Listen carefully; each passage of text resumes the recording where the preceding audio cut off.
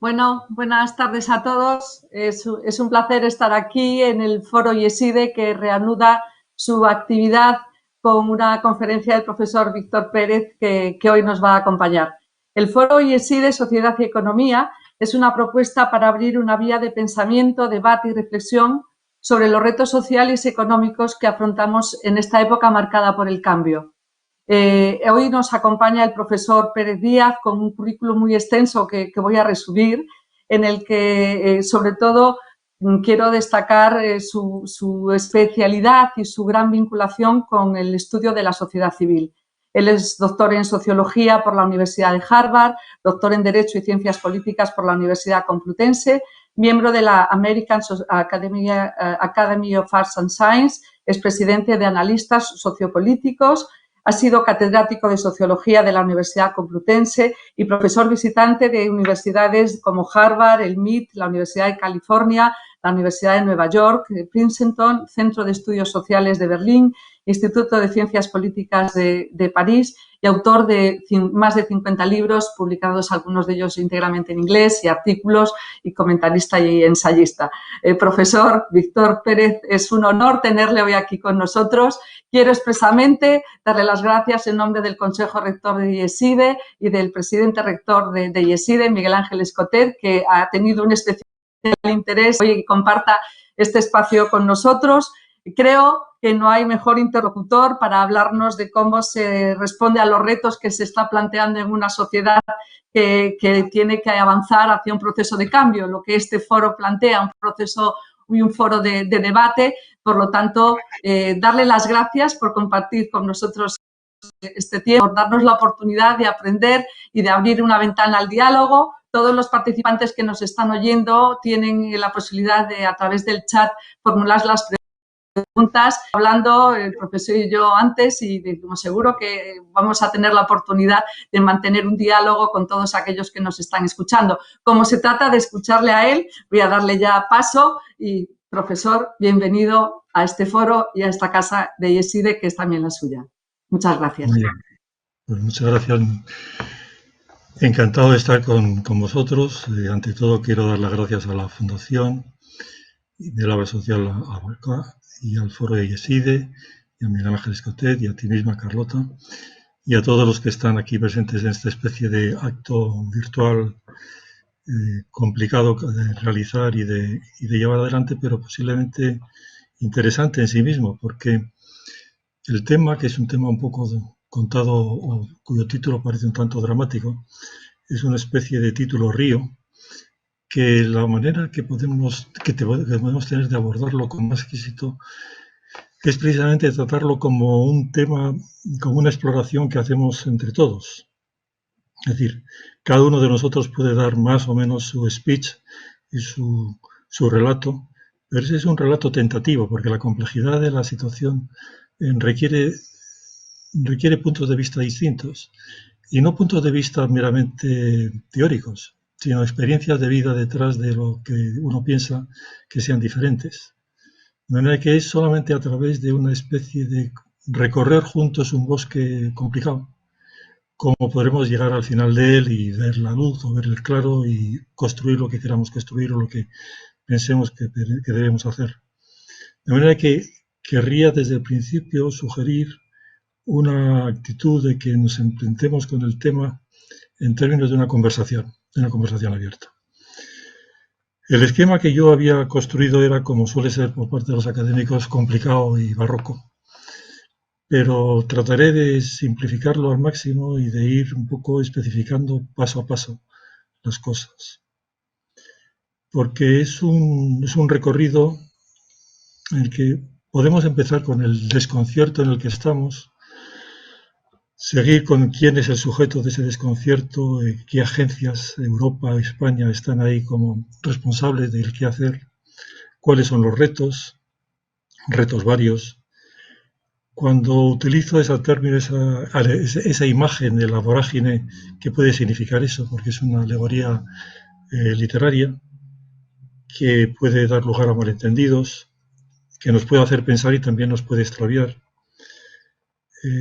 pero que alude de alguna forma a los juegos estratégicos que tenemos por delante para manejar una situación de gran complejidad. El tema inicial es, reconozcamos que estamos en situación de desconcierto.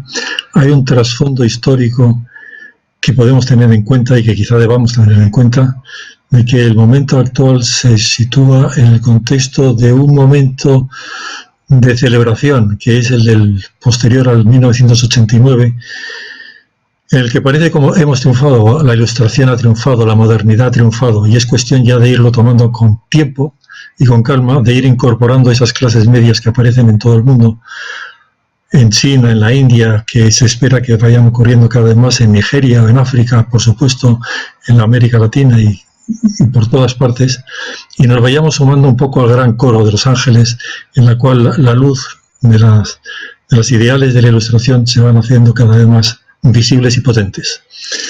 Esto tiene su toque un poco surrealista porque se plantea contra el telón de fondo de 2 o 3 siglos muy patéticos, que son los siglos XVIII, XIX y XX, y concretamente los XIX y XX, con sus guerras mundiales que fueron espantosas, con sus bombas atómicas, con sus colonizaciones cruentas y con unas situaciones de desconcierto o por lo menos de nihilismo cultural en ciertas partes o segmentos cruciales o críticos del establishment y de las clases medias intelectuales. Pero para hacer una historia larga, corta, lo corto es que efectivamente en 1989 algo ocurrió que fue como un clic. Un clic, pero al cabo de 30 años China sigue ahí como habiendo reinventado una economía de mercado con socialismo en clave autoritaria. Rusia está ahí en una variación, pero el mundo occidental se encuentra como se encuentra, jugando un poco, tratando de encontrar solución a las múltiples pequeñas y medianas batallas en las que se envuelven los Estados Unidos, con sus problemas internos de desafección política y de problemas socioculturales importantes no resueltos, y tenemos la propia Europa.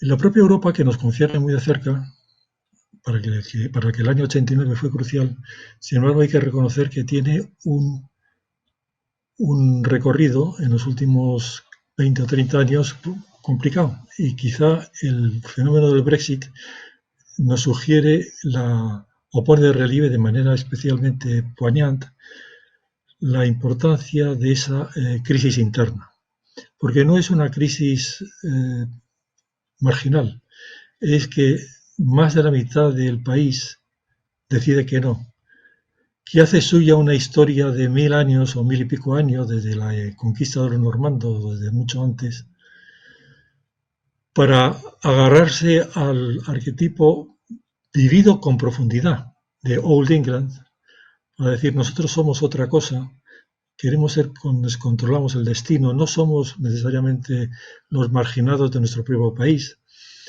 Y en nuestra asunción de responsabilidad hay una mezcla de muchos motivos, y algunos pueden ser unas lecturas un poco naif de lo que puede ser lo que se puede hacer con la globalización presente, o no tanto, pero hay otras que son muy profundas y tienen que ver con políticas sociales, con políticas económicas a veces también, con políticas culturales y con modos de estar en el mundo. Modo de estar en el mundo como yo soy responsable de mí mismo, mejor dicho, el nosotros que es responsable de nosotros mismos somos estos.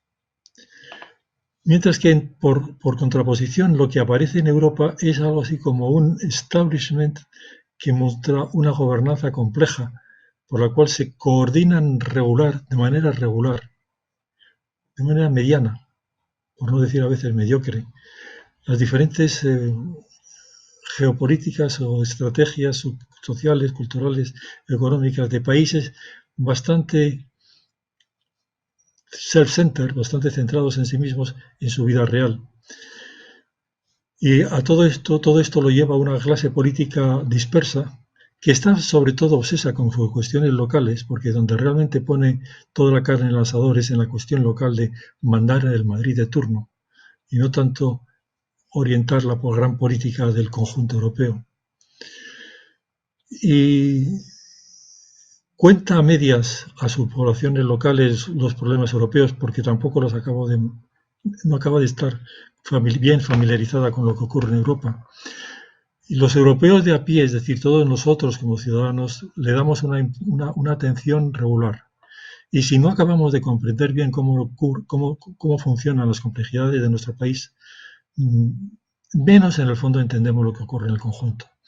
De manera que sin necesidad de tener que exagerar las cosas hasta invocar la ignorancia completa o la especie de incomprensión total, que es absurdo, porque comprendemos bastantes cosas.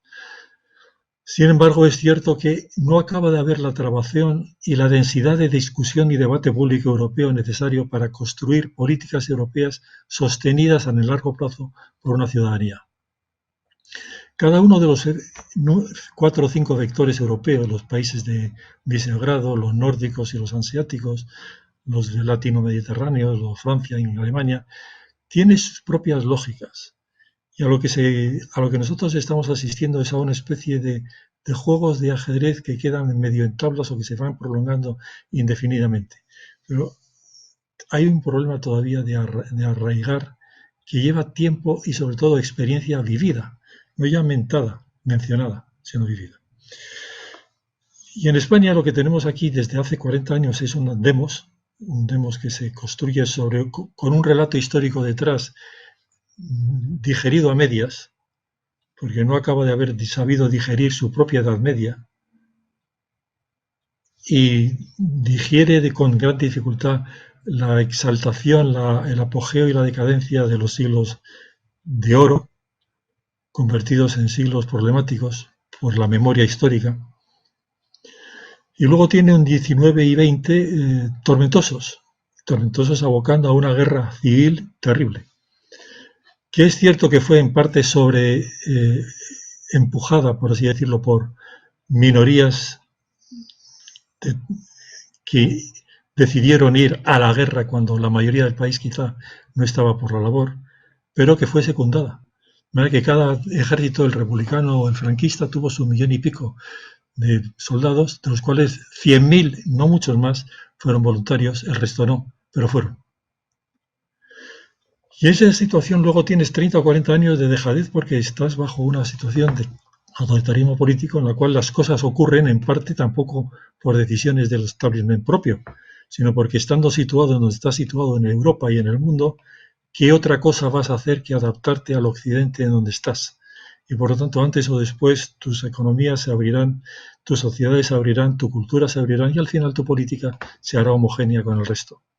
De manera que no hay que tomarlo tampoco como una gran decisión histórica de un demos, que sí contribuye decisivamente en muchos momentos, sino que es algo más complejo, que va enhebrándose con una lógica institucional y estructural histórica, no tanto de grandes agentes cuanto de procesos históricos que ocurren.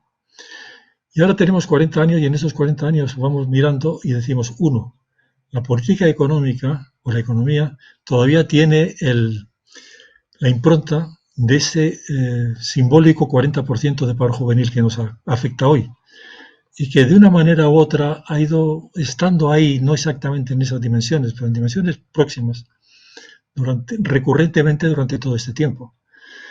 Y el paro general del país ha estado rozando o yendo más allá de los 20% también recurrentemente. No hoy día, sino recurrentemente. Y eso implica unos problemas sociales de juventud con horizontes difíciles, por no hablar de los horizontes de los ancianos mirando a unas pensiones problemáticas y en una residencia sin cuidados sanitarios en el futuro. De manera que hay problemas de fondo importantes que siguen pendientes.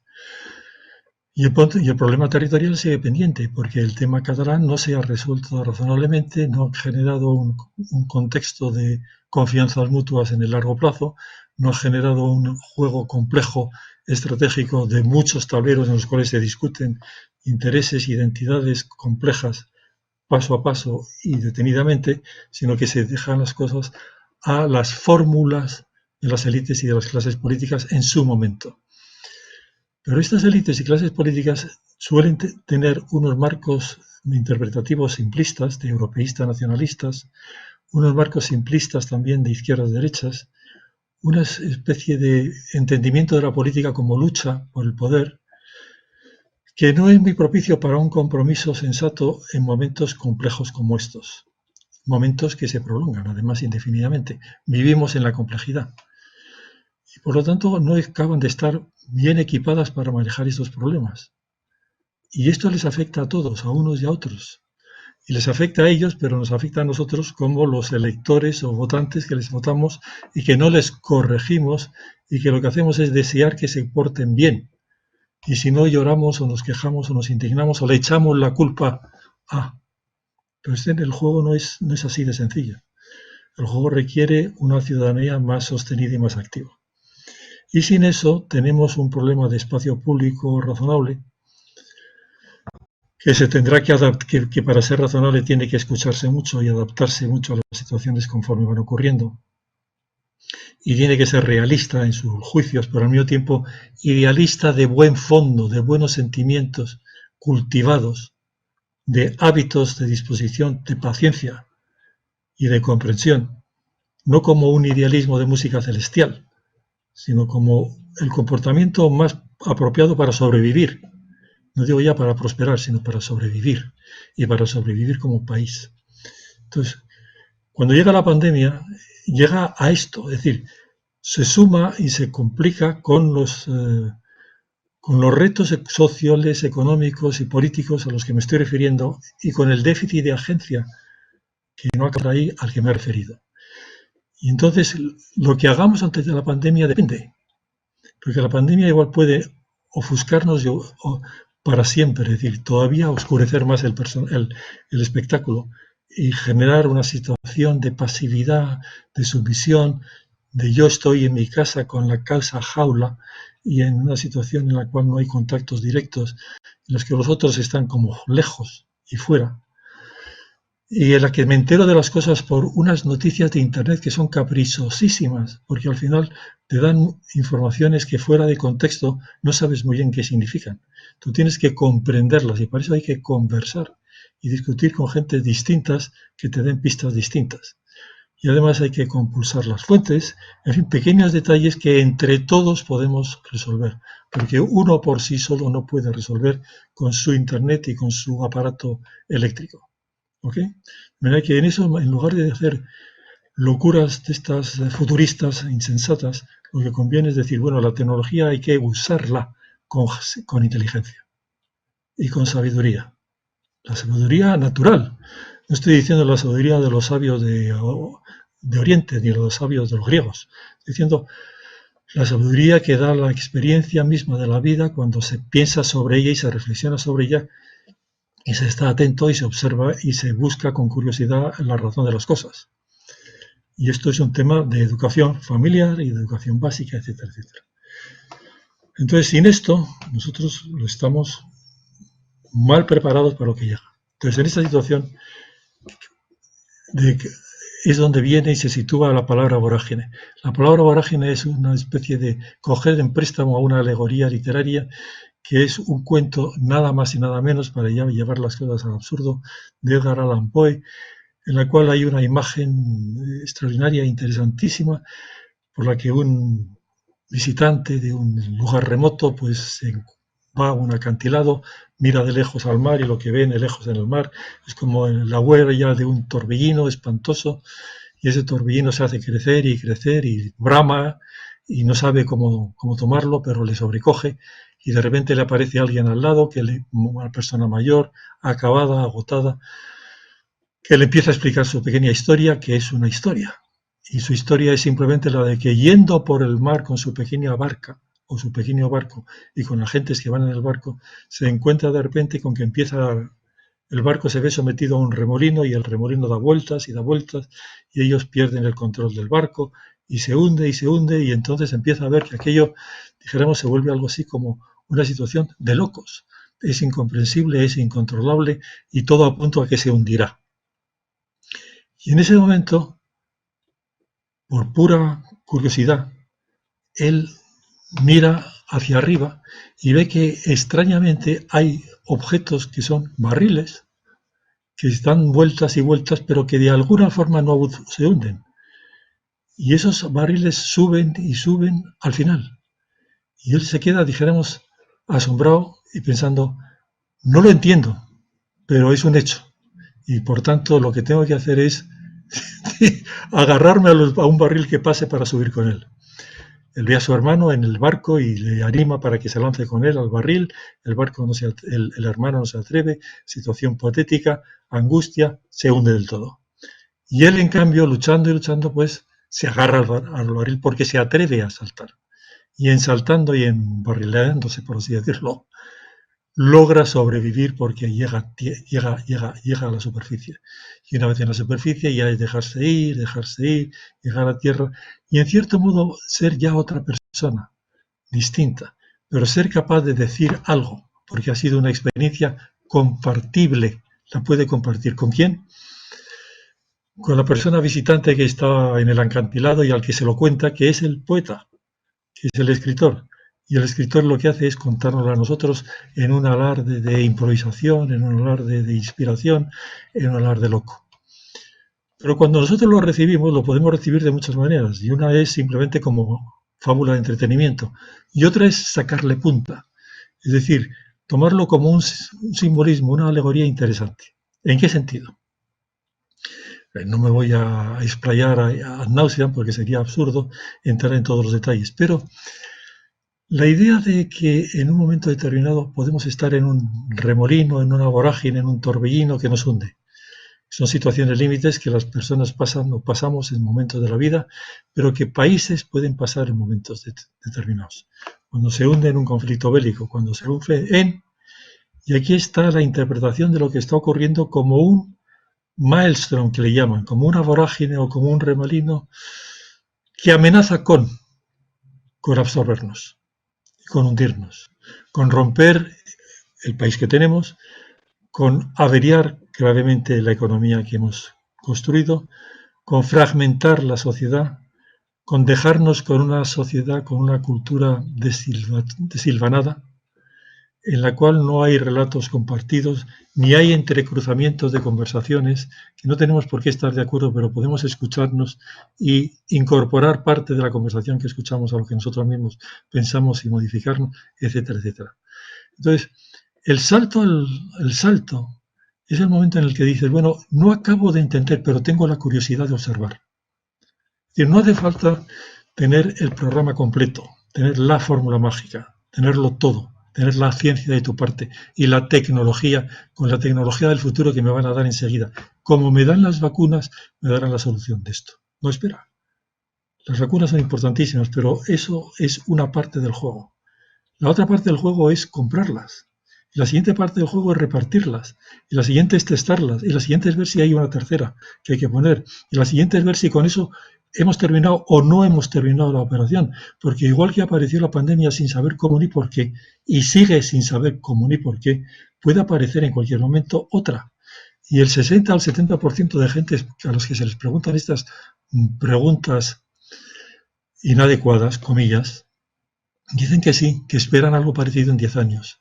Es decir, que queda el pequeño detalle de no la solución mágica de repente llegan, sino la vida continúa con el riesgo incorporado de haber aprendido algo.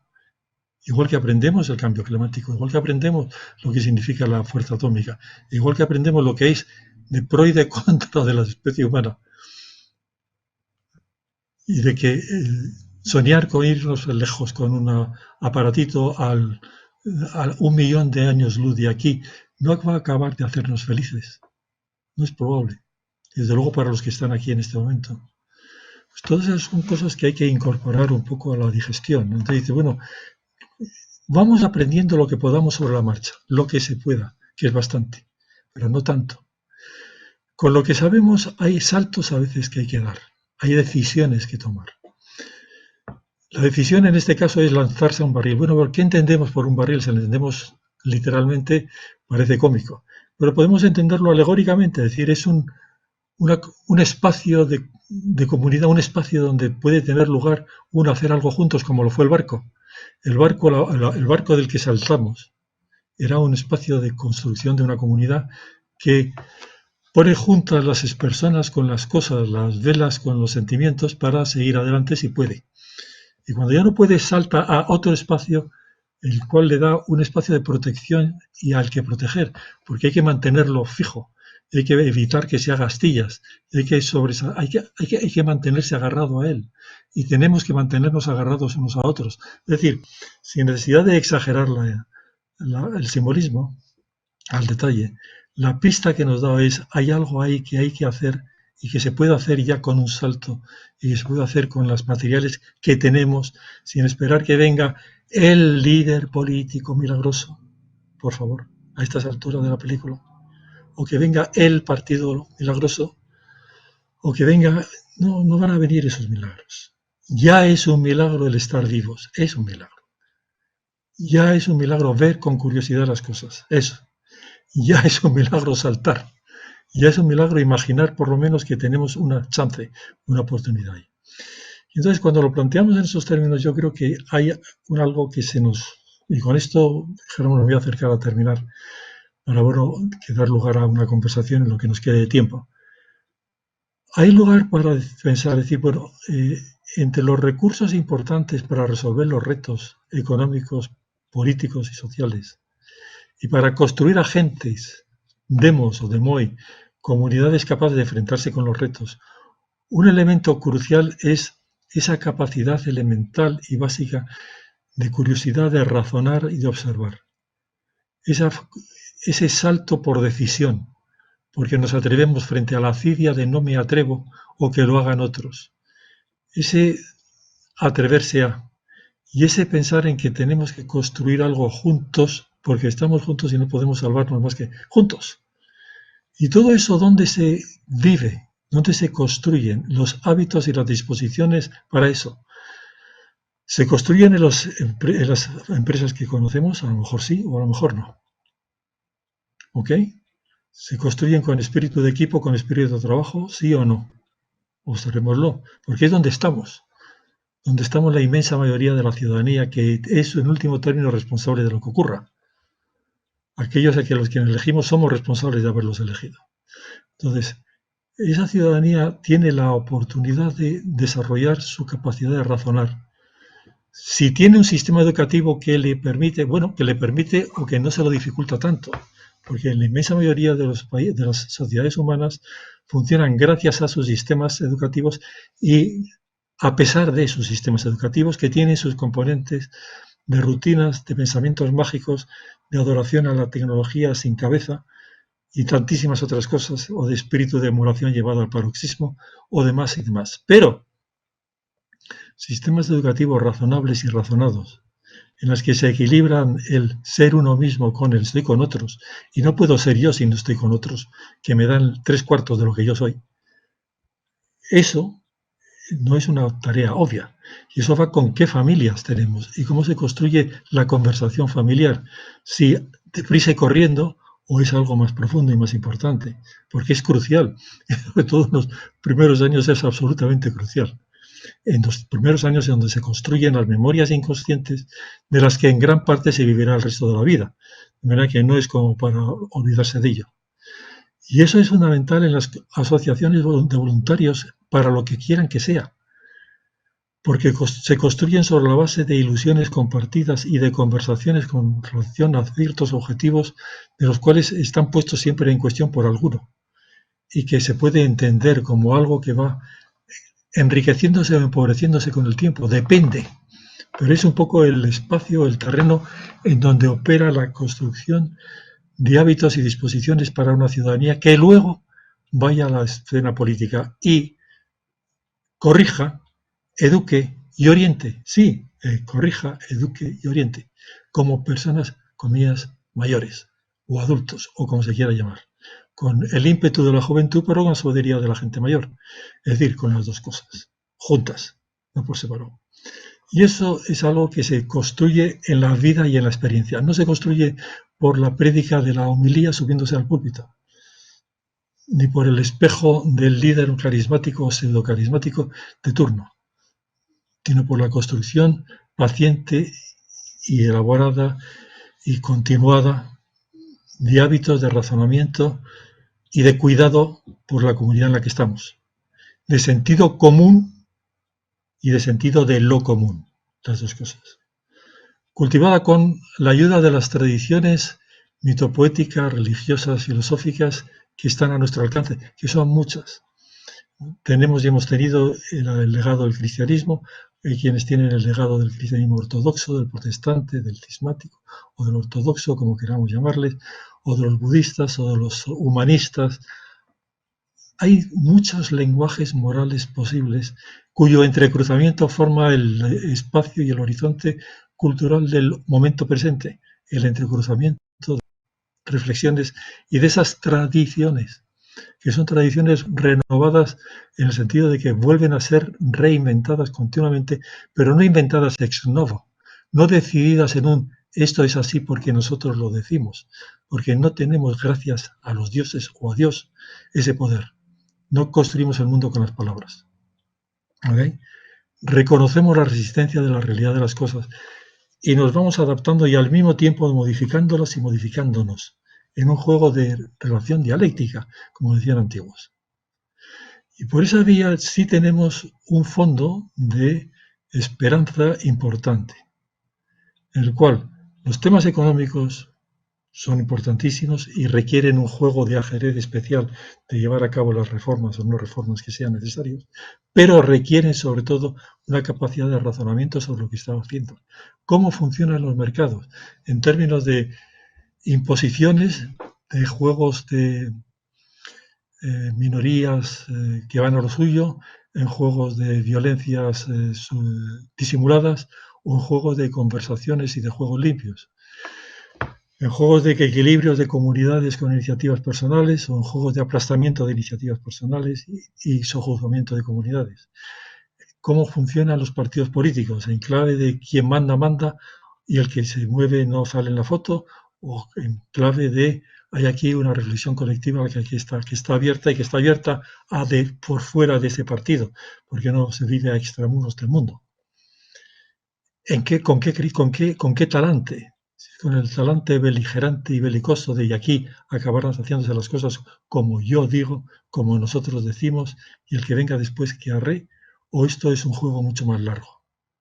Y eso no se va a resolver por la fórmula simplemente de la imposición dogmática, ni por el canto de sirena o por la especie del canto celestial, que también, sino por la práctica habitual. Una práctica habitual en donde está la vida más cercana social, que la vida de asociaciones, de redes sociales familiares y amistosas, de comunidades de investigación, de comunidades de equipos deportivos, de trabajos de los más variados de todo tipo, en todas partes. Los dioses están en todas partes, como decía Heráclito, es decir, están en todas partes, están en la cocina, están entre los pucheros, están en el mundo real. Y es ahí donde se construyen las capacidades de intervención cívica en su momento. Bueno, pues con esto yo creo que ya os he cogido mucho tiempo y ahora podemos tener, si hay ocasión, que me encantaría el momento de discusión y de conversación. Bueno, pues profesor, a pesar de todas las incidencias, realmente ha sido impresionante esta conversación que ha tenido con nosotros. Felicitarle. Yo he leído el artículo que ha publicado y realmente es una explicación impresionante los argumentos que nos ha dado en esa esperanza, ¿no?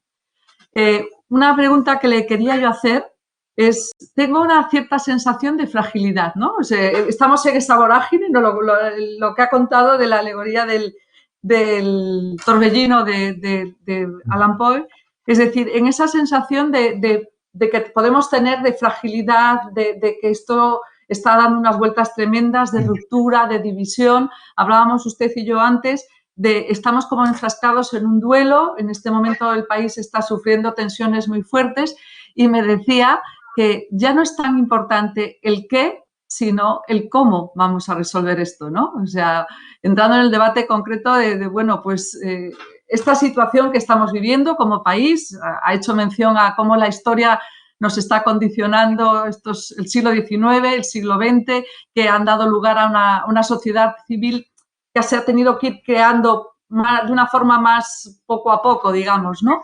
Y afrontar ahora un reto tan importante y tan tensionante, ¿cómo lo podemos hacer? Bueno, yo creo que hay hay fragilidad, pero también hay lo que llaman ahora resiliencia, o sea, la resilience de los anglosajones, es decir, la capacidad de aguante y flexibilidad. O sea que el niño pequeño es frágil, pero al mismo tiempo aprende. Algunos han hablado del niño filosófico, es decir, es capaz de entender que hay varias posibilidades, que hay varias realidades por delante, aprender a elegir entre ellas, comprenderse, oír. La fragilidad no está reñida con la capacidad de desarrollar recursos de inteligencia, de voluntad y de afectividad. Entonces, esos recursos lo que hay que pensar es que son el resultado de conductas continuadas. La idea de la moral viene de la palabra mores, costumbres.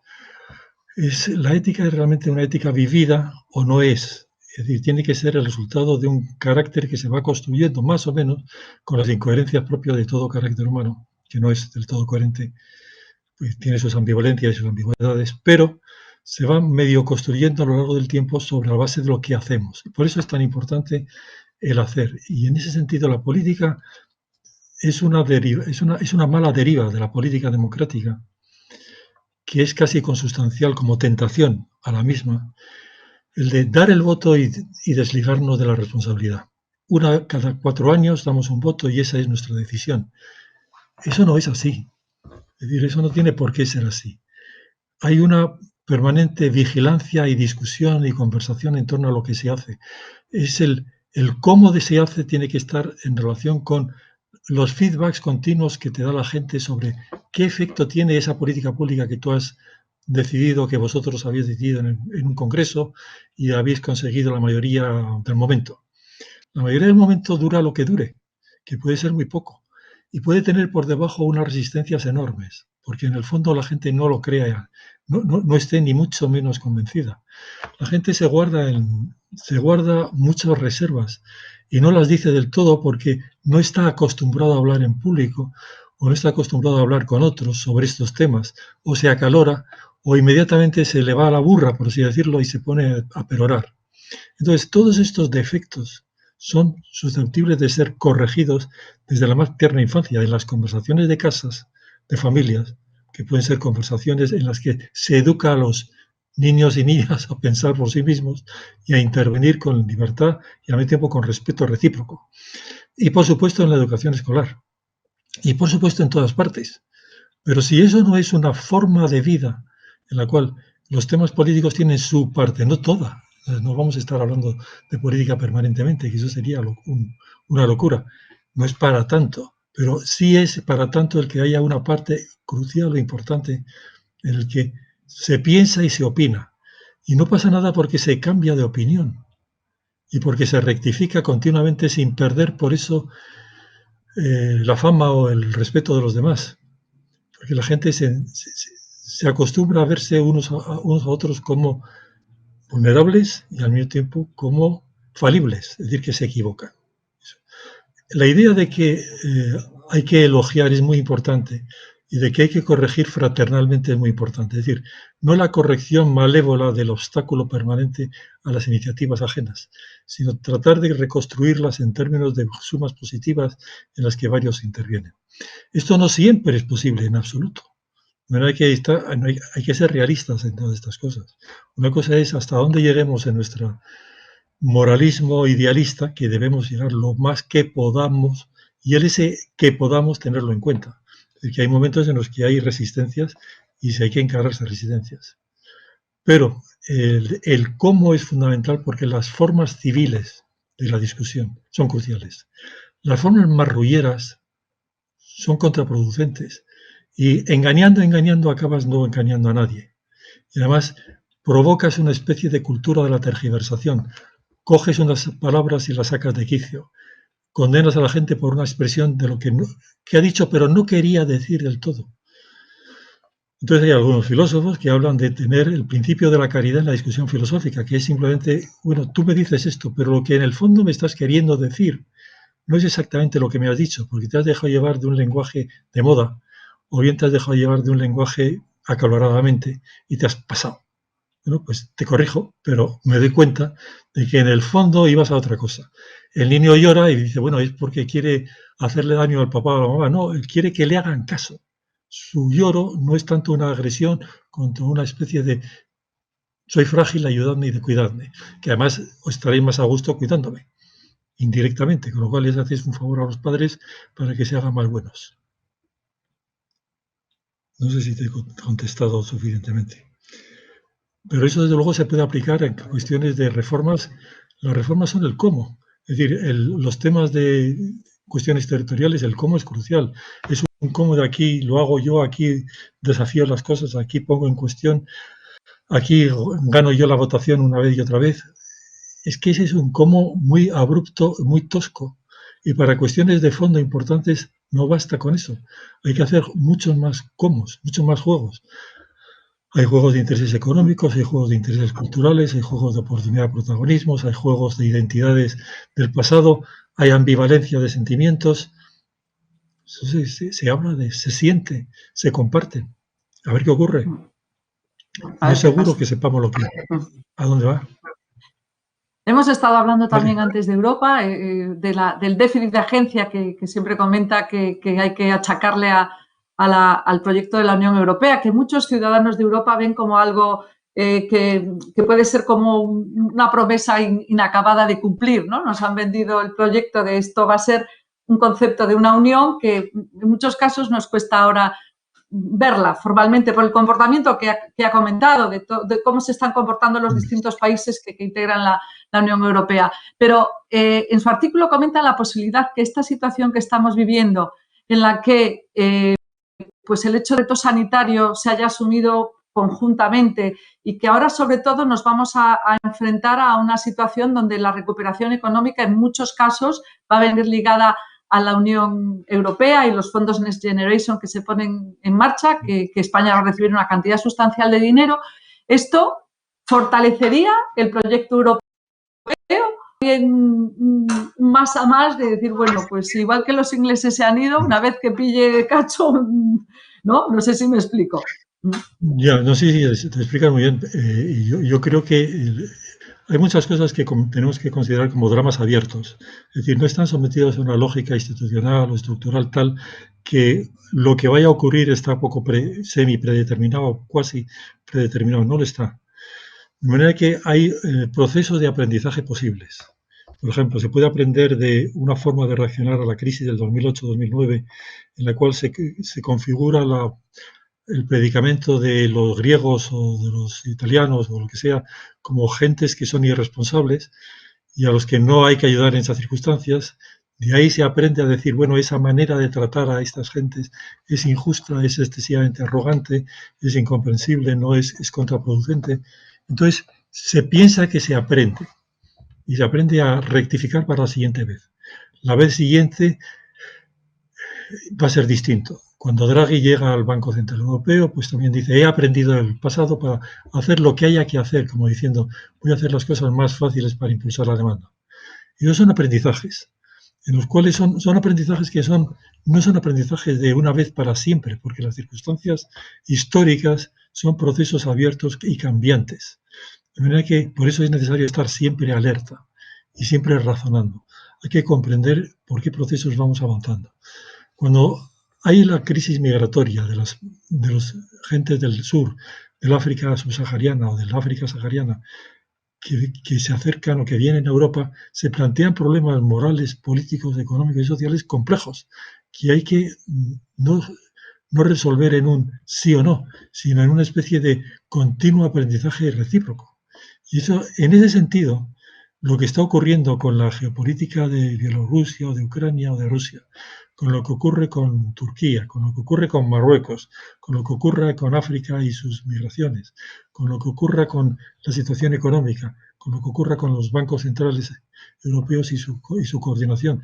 Todos esos son procesos de aprendizaje positivos e interesantes, a condición de que pongamos los 5 sentidos en el tema y de que esos 5 sentidos sean cuestión no solamente de los expertos económicos hablando en su jerga, sino de los expertos económicos hablando en el lenguaje cotidiano. Por ejemplo, un proceso interesantísimo que se ha desarrollado bastante en Inglaterra y que ya ha sido adoptado hasta cierto punto en Europa, en algunos ambientes de la Comunidad Europea, es el plain language, lo que llaman, es decir, las operaciones de convertir las cosas que se dicen en un lenguaje asequible para todo el mundo, sin lo cual la gente queda fuera de juego. Entonces, tú tienes la obligación de explicar con claridad, no de repetir incansablemente las mismas fórmulas, no de decir incansablemente, ha subido y bajado la turba, la tendencia es hacia arriba y hacia abajo, porque eso al final son invocaciones mágicas. No sabes qué significan en cuanto a futuro. Son tendencias seguro, y si son ondulantes, ¿qué tendencia son? Van a estar así, ¿con qué lógica? No te la pueden decir. Es decir, te están acostumbrando a resolver una ansiedad cognitiva, porque no comprende las cosas, resolverlo con unas fórmulas. Y repetirlas 1000 veces no te resuelve la comprensión mayor del fenómeno. Ergo, tú tienes aquí unos problemas importantes que te van planteando cuestiones de fondo. ¿Cómo tener una democracia compleja y viva y actual, dada la complejidad del mundo contemporáneo? Tienes dificultades para llevar adelante, para manejar tus propias cuentas bancarias, que además resulta que cada vez más te las ponen más difíciles porque van cerrando todo lo que es banca de proximidad. Bueno, tú estás condenando a una especie de iletralidad y de ignorancia sistémica a una gran parte de la sociedad bajo la bandera de que estás avanzando tecnológicamente por el mundo, pero te estás equivocando y estás equivocándonos. No es así. Hay un problema de poner las cosas negro sobre blanco, con claridad. Es lo que llamaba ya Confucio hace 2000 y pico años. Rectificación de nombres. No es necesario ir a la última enseñanza de la última universidad más maravillosa del mundo mundial occidental. Son saberes que se tienen y que hay que activar. Las cosas son blanco, blanco, negro, negro. Los grises hay que graduarlos. Pero tienes que aplicar la curiosidad. Entonces, yo creo que la situación europea es una situación positiva en el sentido de que está poniendo encima de la mesa que las clases políticas y las élites periodísticas y los establishments socioeconómicos tienen una capacidad de explicación de las cosas limitada porque son limitados. No pasa nada porque sean limitados. En lugar de tener que jugar al juego de son maravillosos y hay que ver todo lo que son, hay que comprender que son falibles como nosotros, es decir, como la gente corriente, y mejorar entre todos la capacidad de reflexión entre todos. Las personas razonables de sentido común tienen muchísimo que decir sobre las políticas públicas porque viven en sus carnes las consecuencias y ven efectos, y los ven, y los tocan. Y eso es decible y es arguible. Entonces lo que hay que construir es puentes y mecanismos de transmisión de saberes muchas veces humildes y básicos, porque al final es el oikos de la economía tradicional clásica, incluso anterior a los órdenes maravillosos espontáneos, ya estaba ahí. Es decir, es el poner las cosas en orden por sus partes, hacer intercambios lo más equitativos, fair posibles, discutiéndolos reflexivamente, mirar a futuros, mirar las experiencias recalcitrantes de meternos en un colectivismo loco, no llevado más que a los desastres, etcétera, etcétera. Porque son experiencias enormes. Y simplemente aprenderlas es leer historia, leer a lo mejor, voy a decir una blasfemia, libros, hacer escuchar. La diferencia que algunos plantean entre los griegos y los bárbaros era los griegos escuchan las razones, los bárbaros no escuchan razones. Mira que desde el punto de vista de los griegos, que era un punto de vista autointeresado y posiblemente autocomplaciente, ellos se diferenciaban de los bárbaros no por otras razones, no por otros motivos, sino porque escuchaban las razones para discutir. Y Sócrates escuchaba lo que le decía el otro. Y el otro estaba escuchando lo que le decía Sócrates. A veces no era Sócrates el que estaba delante, eran otros que no eran tan razonables, pero por lo menos escuchaban. Bueno, pues para tampoco alargar mucho más ya esto, porque con todas las incidencias todo el rato que le hemos tenido conectado, darle las gracias de todo corazón. Siento muchísimo las incidencias que hemos tenido y me quedo, palabras que le he escuchado que me han llenado de ánimo, que es la esperanza, el sentido común, el saber escuchar, el diálogo, la conversación, la educación. Ojalá sea así y que seamos capaces de avanzar hacia una sociedad civil mucho más y mucho mejor construida entre todos. Muchas gracias, profesor. Contaremos con usted. Muchas gracias a todos.